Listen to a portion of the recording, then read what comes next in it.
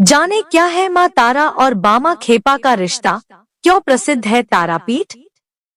पश्चिम बंगाल के एक गांव में वामाचरण नाम के बालक का जन्म हुआ। बालक के जन्म के कुछ समय बाद उसके पिता का देहांत हो गया। माता भी गरीब थी, इसलिए बच्चों के पालन पोषण की समस्या आई। उन्हें मामा के पास भेज दिया गया। मामा तारापीठ के पास के गांव में रहते थे। जैसा कि आमतौर पर अनाथ बच्चों के साथ होता है, दोनों बच्चों के साथ बहुत अच्छा व्यवहार नहीं हुआ।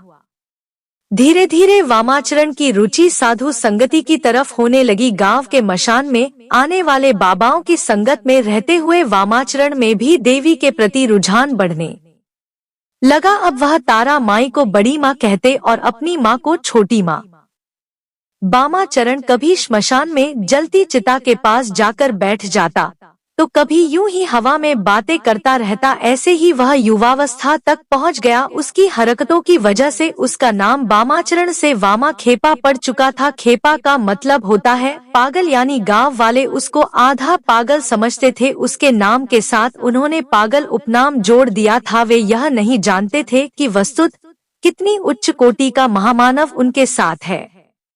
वह भाद्रपद मास की शुक्ल पक्ष की तृतीया तिथि थी। मंगलवार का दिन था। भगवती तारा की सिद्धि का परम सिद्ध मुहूर्त रात का समय था। वामा खेपा जलती हुई चिता के बगल में श्मशान में बैठा हुआ था। तभी नीले आकाश से ज्योति फूट पड़ी और चारों तरफ प्रकाश ही प्रकाश फैल गया। उसी प्रकाश में वामाचरण को माँ तारा के दर्शन हुए। कमर में बाघ की खाल पहने हुए, एक हाथ में कैंची लिए, एक हाथ में खोपड़ी लिए, एक हाथ में नीले कमल का पुष्प लिए, एक हाथ में खड्ग लिए हुए, महावर लगे सुंदर पैरों में पायल पहने, खुले हुए कमर तक बिखरे केश से युक्त, परम ब्रह्मांड की स्वामिनी, सौंदर्य की प्रतिमूर्ति, नील वर्णी मंद मंद मुस्काती माँ तारा वामा खेपा के सामने खड़ी थी। वामा खेपा उस भव्य और सुंदर देवी को देखकर खुशी से भर गए। माता ने उसके सर पर हाथ फेरा और वामा खेपा वही समाधिस्थ हो गए। 3 दिन और 3 रात उसी समाधि की अवस्था में वे श्मशान में रहे। 3 दिन के बाद उन्हें होश आया और होश आते ही वह माँ माँ चिल्लाते हुए इधर उधर दौड़ने लगे। अब गांव वालों को पूरा यकीन हो गया कि बामा पूरा पागल हो गया है। बामा की यह स्थिति महीने भर रही। कुछ दिन बाद वहां की रानी जी को सपने में भगवती तारा ने दर्शन दिए और निर्देश दिया कि मसान के पास मेरे लिए मंदिर का निर्माण करो और बामा को पुजारी बनाओ। अगले दिन से मंदिर निर्माण का कार्य प्रारंभ हो गया। कुछ ही दिनों में मंदिर बनकर तैयार हो गया और बामा को मंदिर का पुजारी बना दिया गया। बामा बेहद खुश हो गए क्योंकि उनकी बड़ी माँ अब उनके साथ थी। रानी के द्वारा बनाया मंदिर अर्थात मोटे चढ़ावे की संभावना। अब ऐसे मंदिर में एक आधे पागल को पुजारी बनाना बहुत से पंडों को रास नहीं आया। वे बामा खेपा को निपटाने का मार्ग खोजते रहते थे। बामा खेपा की हरकतें अजीब अजीब हुआ करती थी। कई बार वह दिन भर पूजा करता, कई बार 2-3 दिन तक पूजा ही नहीं करता। कभी देवी को माला पहनाता, कभी खुद पहन लेता। इनमें से कोई भी क्रम पंडों के हिसाब से शास्त्रीय पूजन विधि से मैच नहीं खाता था। यह बात उनको खटक रही थी। फिर एक दिन ऐसा हुआ कि प्रसाद बना और प्रसाद बनने के बाद जब मंदिर में पहुंचा तो देवी को भोग लगाने से पहले वामाचरण के मन में विचार आया कि इसे चख कर देख लो कि यह माता के खाने के लायक है या नहीं। बस फिर क्या था, उन्होंने प्रसाद की थाली में हाथ डाला और चखने के लिए अपने मुंह में डाल लिया। चखने के बाद जब सही लगा तो बाकी प्रसाद उन्होंने माई को अर्पित कर दिया। इतना बड़ा अवसर पंडित कहाँ छोड़ते। उन्होंने बवाल मचा दिया कि देवी के प्रसाद को बामा ने खा लिया है, उसे जूठा कर दिया है, जूठा प्रसाद देवी को चढ़ा दिया है। अब देवी रुष्ट हो जाएगी, उसका प्रकोप सारे गांव को झेलना पड़ेगा। उसके बाद भीड़ तंत्र का बोलबाला हुआ और गांव वालों ने मिलकर पंडों के साथ वामाचरण की कसकर पिटाई कर दी। उसे श्मशान में ले जाकर फेंक दिया। मंदिर पर पंडों का कब्जा हो गया। उन्होंने शुद्धिकरण और तमाम प्रक्रियाएं की। उस दिन पूजन पंडों के अनुसार संपन्न हुआ। उधर बामा खेपा को होश आया तो वह माई पर गुस्सा हो गया। मैंने गलत क्या किया जो तूने मुझे पिटवा दिया? तुझे देने से पहले खाना स्वादिष्ट है या नहीं देख रहा था? इसमें मेरी गलती क्या थी? मैं तो तुम्हें स्वादिष्ट भोग लगाने का प्रयास कर रहा था और चाहता था कि तुझे अच्छे स्वाद का प्रसाद ही मिले। अगर स्वाद गड़बड़ होता तो उसे फेंक कर दूसरा बनवाता, लेकिन तूने बेवजह मुझे पिटवाया। जा, मैं अब तेरे पास नहीं आऊंगा।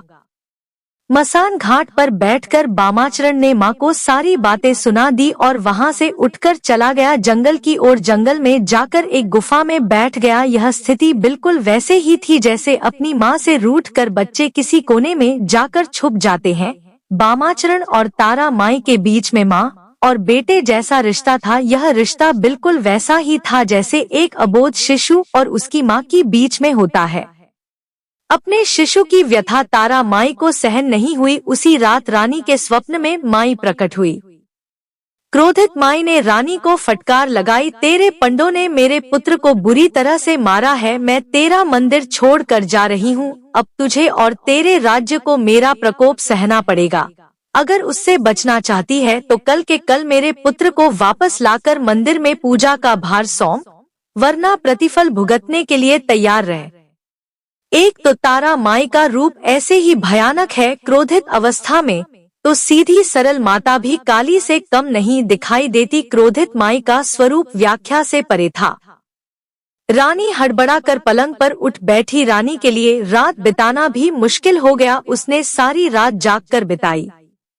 अगले दिन अपने सेवकों को दौड़ाया और मामले का पता लगाने के लिए कहा। जैसे ही पूरी जानकारी प्राप्त हुई, रानी अपने लाव लश्कर के साथ मंदिर पहुंच गई। सारे पंडों को कसकर फटकार लगाई और मंदिर में प्रवेश से प्रतिबंधित कर दिया। अपने सेवकों को आदेश दिया कि जैसे भी हो बामा खेपा को ढूंढ कर लाओ।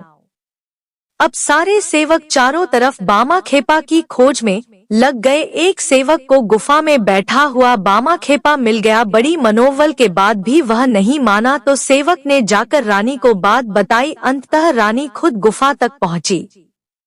बामा ने उन पर भी अपना गुस्सा उतारा। आपके कहने पर मैं पूजा कर रहा था और मुझे देखो इन लोगों ने कितना मारा। उनकी बाल सुलभ सहजता को देखकर रानी का नारी हृदय भी ममत्व से भर गया। उनकी समझ में आ गया कि तारा माई का मातृत्व इस बामा खेपा के प्रति क्यों है। उन्होंने फरमान जारी कर दिया, इस मंदिर का पुजारी बामा खेपा है। उसकी जैसी मर्जी हो, जैसी विधि वह करना चाहे उस प्रकार से पूजा करने के लिए वह स्वतंत्र है। कोई भी उसके मार्ग में आएगा तो दंड का भागी होगा। यह मंदिर बामा खेपा का है और तारा माई भी बामा खेपा की है। वह जिस विधान को सही समझे उस विधान से पूजा करेगा और वही विधान यहाँ पर सही माना जाएगा। बामा खेपा को तो जैसे मन मांगी मुराद मिल गई। माँ और बेटे का मिलन हो चुका था। मंदिर व्यवस्था फिर से बामा खेपा के हिसाब से चलने लगी।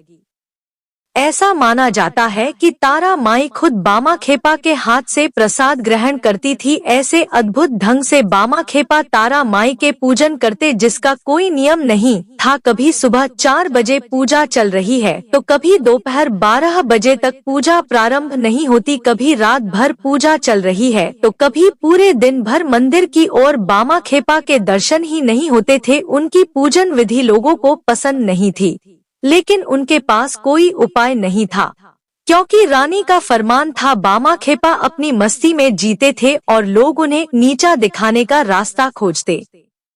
एक दिन बामा खेपा की माँ का निधन हो गया। नदी में बाढ़ थी। नदी के उस पार गांव था। बामा जिद पर अड़ गए। छोटी माँ का दाह संस्कार बड़ी माँ के पास वाले श्मशान में किया जाएगा। गांव वाले बाढ़ वाली नदी को पार करने में जान का खतरा है यह जानते थे, लेकिन बामा को समझाना किसी के बस की बात नहीं।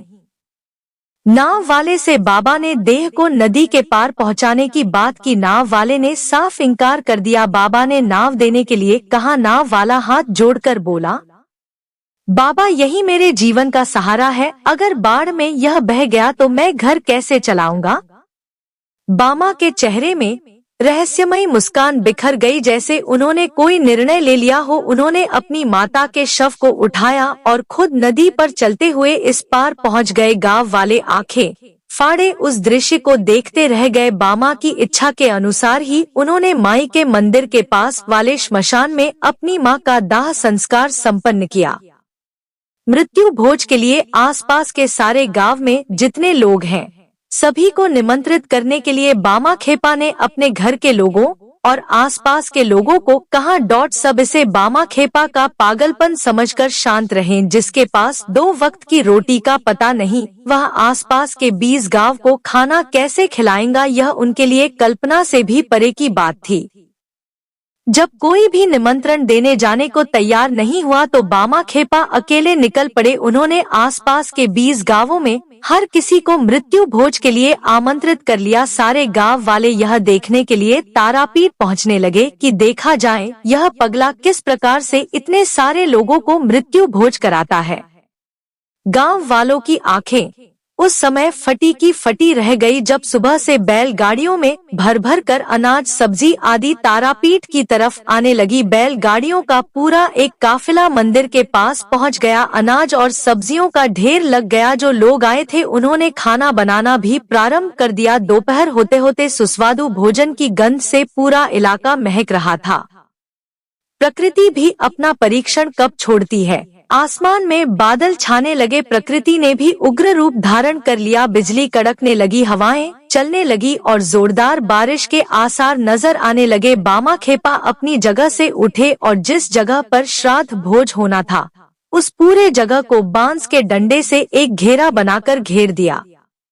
घनघोर बारिश चालू हो गई लेकिन घेरे के अंदर एक बूंद पानी भी नहीं गिरी। गांव वाले देख सकते थे कि वे जहां बैठकर भोजन कर रहे हैं वह पूरा हिस्सा सूखा हुआ है और उस घेरे के बाहर पानी की मोटी मोटी बूंदें बरस रही है। जमीन से जल धाराएं बह रही हैं। वह पूरा इलाका जिसमें भोज का आयोजन था पूरी तरह से सूखा हुआ था। 20 गांव से आए हुए सभी लोगों ने छक कर भोजन किया। हर कोई तृप्त हो गया। अब बारी थी वापस अपने अपने गांव जाने की। घनघोर बारिश को देखते हुए वापस जाने के लिए दिक्कत आएगी यह सोचकर सभी चिंतित थे। बामा खेपा ने माई के सामने अपना अनुरोध पेश किया और कुछ ही क्षणों में आसमान पूरी तरह से साफ हो गया और धूप खिल गई। सारे लोग बड़ी सहजता से अपने अपने गांव तक पहुंच गए। इस घटना के बाद बामा खेपा की अलौकिकता के बारे में लोगों को पता लगा। धीरे धीरे लोगों की भीड़ बामा खेपा की तारापीठ में बढ़ने लगी। कोई बीमार आता तो बामा खेपा उस पर हाथ फेर देते तो वह स्वस्थ हो जाता। निसंतानों को संतान की प्राप्ति हो जाती और सभी आगंतुकों की इच्छा और मनोकामना तारापीठ में पूरी होने लगी। बामा खेपा कभी भी बिना चखे माई को भोजन नहीं कराते थे। माई स्वयं अपने हाथ से उनको भोजन खिलाती थी और उनके हाथों से भोजन ग्रहण करती थी। ऐसे अद्भुत महामानव बामा खेपा अपने अंत समय में माई की प्रतिमा में लीन हो गए। आज भी तारापीठ में मां तारा के भोग से पहले भक्त वामाक्षेपा का भोग लगाया जाता है। जय मां तारा।